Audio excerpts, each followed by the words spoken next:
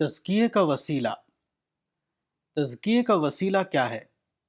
روایتی طور پر کچھ چیزوں کو تزکیے کا وسیلہ سمجھا جاتا ہے: نوافل، تلاوت، مسنون اذکار، مراقبہ، صحبت، بزرگوں کے واقعات وغیرہ۔ اس سوچ کا مطلب تزکیے کو ایک مقرر کورس یا مینول جیسا معاملہ سمجھنا ہے، مگر حقیقت یہ ہے کہ تزکیے کا کوئی متعین کورس نہیں۔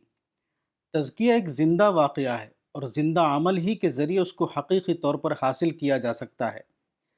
تزکیے کے مقصد کو حاصل کرنے کا اصل ذریعہ یہ ہے کہ آدمی خدائی باتوں میں تدبر کرے، وہ اپنی سوچ کو متحرک کرے، وہ مسلسل غور و فکر کے ذریعے ہر ظاہر میں اس کے باطن کو دریافت کرے۔ یہی دریافت تزکیہ پسند آدمی کی غذا ہے۔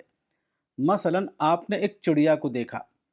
چڑیا کو دیکھ کر آپ کو یہ حدیث رسول یاد آئی کہ اہل جنت کے دل چڑیا کے مانند ہوں گے، افئدتہم مثل افئدت الطیر۔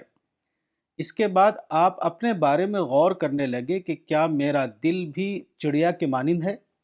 کیا میں بھی اسی طرح منفی سوچ سے خالی ہوں جس طرح چڑیا کا دل منفی سوچ سے خالی ہے؟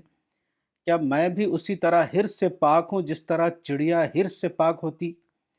کیا میں بھی اسی طرح بے ضرر یعنی ہارملیس ہوں جس طرح چڑیا بے ضرر ہوتی ہے؟ کیا میں بھی اسی طرح قانون فطرت کی پیروی کرتا ہوں جس طرح چڑیا قانون فطرت کی پیروی کرتی ہے؟ یہی سوچ تزکیے کی اصل روح ہے۔ اس قسم کی احتسابی سوچ کے بغیر کسی شخص کا تزکیہ نہیں ہو سکتا۔ تزکیہ اپنی حقیقت کے اعتبار سے اپنی تعمیر آپ کا ایک عمل ہے۔ تزکیے میں آدمی کو خود اپنا مزکی اور معلم بننا پڑتا ہے۔ کسی دوسرے شخص کی صحبت یا کسی دوسرے شخص کی تبلیغ بذات خود کسی کے لیے مؤثر نہیں بن سکتی۔ دوسرا کوئی شخص آپ کو ابتدائی رہنمائی دے سکتا ہے، لیکن اس رہنمائی کو تکمیل تک پہنچانا آپ کا اپنا کام ہے۔